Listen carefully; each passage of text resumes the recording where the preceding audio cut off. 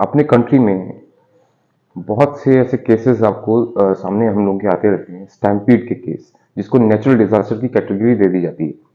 But actually deeper आप इसमें डिग करेंगे तो आपको समझ में आएगा कि it is not a natural disaster problem for country, but it's a problem of discipline failure. देखते हैं कैसे। श्रीकाकुलम स्टैम्पीड केस अभी एडिटोरियल एनालिसिस में दिया हुआ है।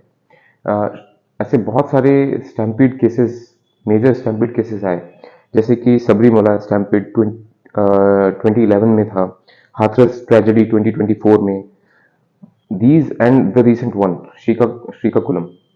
सो ये सारी जो ट्रेजेडीज हो रही हैं, बेसिकली इसके पीछे कारण ये है कि रिलीजियस जो गैदरिंग्स होती हैं हमारे देश में, बहुत पुराने समय से चली आ रही है। रिलीजियस गैदरिंग्स को एक कल्चरल अफेयर्स की तरह ट्रीट किया जाता है, मेले की तरह ट्रीट किया जाता है।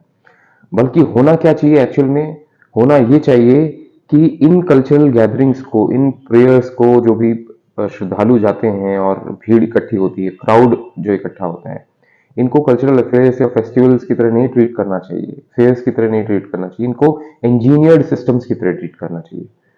और कौन ट्रीट करेगा ऐसा? गवर्नमेंट, क्योंकि वही रिस्पॉन्सिबल है मैनेज करने के लिए crowds.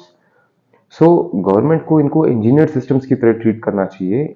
Those engineer systems which needs DRA। DRA means design, regulation and audit. इनका डिजाइन भी जरूरी है। ऐसे इंजीनियर सिस्टम्स, ये क्राउड गैदरिंग ऐसी होनी चाहिए कि ये इंजीनियर सिस्टम्स की तरह ट्रीट हो, इनकी प्रॉपर डिजाइनिंग हो, प्रॉपर रेगुलेशन हो, प्रॉपर ऑडिटिंग हो एडवांस में, ना कि आपकी ये डिजास्टर के बाद, एक्सीडेंट्स के बाद।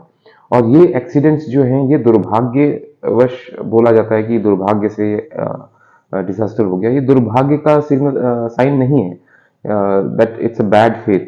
No, it's a sign of this governance failure. Governance के फेलियर का साइन है, डिसिप्लिन के फेलियर का साइन है। आप डिसिप्लिन पार्ट में फेल हुए, ठीक है, आप एंटिसिपेट नहीं कर पाए डिजास्टर को। This is very important to be understood in this particular context. और इसमें क्या क्या किया जा सकता है? इसमें लाइसेंसिंग जरूरी है। जो टेम्पल्स हैं वो अनलाइसेंस चल रहे हैं, जो जहाँ पे सीक्रेट गैदरिंग्स होती हैं वो प्रॉपर लाइसेंसिंग के थ्रू नहीं हो रही। So proper licensing should be there. NDMA और NBC कोड, जो नेशनल बिल्डिंग कोड है, and national disaster management authorities, इनके बावजूद, इनके होने के बावजूद भी सारी ट्रेजेडीज हो रही हैं। Clear cut guidelines laid down की हैं NDMA ने, national disaster management authority, and NBC द्वारा, नेशनल बिल्डिंग कोड्स द्वारा क्लियर कट गाइडलाइंस हैं कि प्रॉपर CCTV प्लेसमेंट हो, प्रॉपर एग्जिट्स हो, नंबर ऑफ एग्जिट्स ज़्यादा हों, ठीक, प्रॉपर नंबर ऑफ एग्जिट्स होने चाहिए, एंड क्राउड मैनेजर्स प्रॉपरली कैसे प्लेस किए जाने चाहिए, कैसे उनकी ट्रेनिंग होनी चाहिए, सारी गाइडलाइंस हैं। बट इम्प्लीमेंटेशन नहीं हो रहा है। तो that is why rules are there, guidelines are there, but उनके इम्प्लीमेंटेशन ना होने की वजह से इम्प्लीमेंटेशन गैप क्रिएट हो रहा है। तो ये बहुत बड़ी समस्या है। तो कंपलसरी लाइसेंसिंग ऐसे ऐसे स्ट्रक्चर्स, ऐसे टेम्पल्स की होनी चाहिए। Without licensing they should not be able to carry out their operations. दूसरा चीज, क्राउड मैनेजर्स की प्रॉपर ट्रेनिंग होनी चाहिए। रिएक्शनरी जो रिस्पॉन्स आता है वो नहीं दिखना चाहिए, ट्रेन्ड रिस्पॉन्स होना चाहिए ऐसी सिचुएशंस जब क्रिएट होती हैं तो। एंड इंटीग्रेटेड कमांड सेंटर्स होने चाहिए विद CCTV फैसिलिटीज।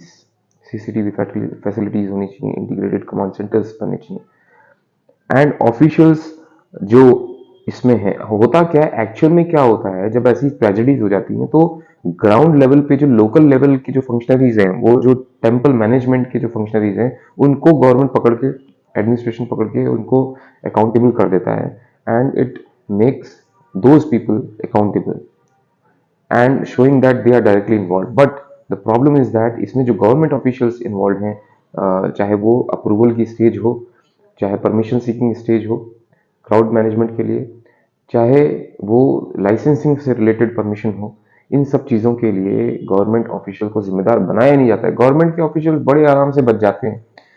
गवर्नमेंट में एक बार एंट्री हो गई सर, किसी की, तो बहुत ज़्यादा प्रोटेक्शन है।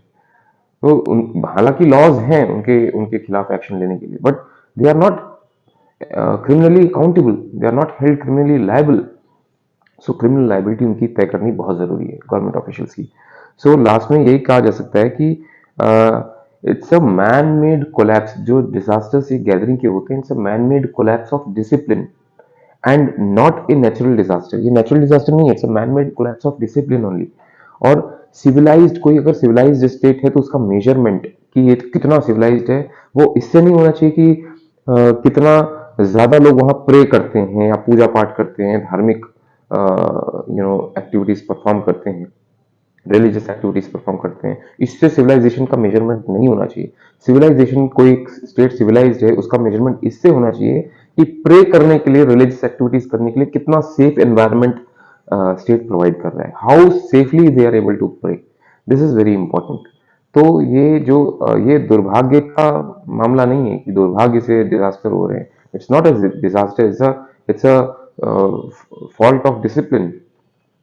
ये एक कोलैप्स ऑफ डिसिप्लिन है, ठीक है, man made collapse of discipline. Failure of governance का इशू है, ये दुर्भाग्य का इशू नहीं है, फेलियर ऑफ गवर्नेंस का इशू है। Thank you.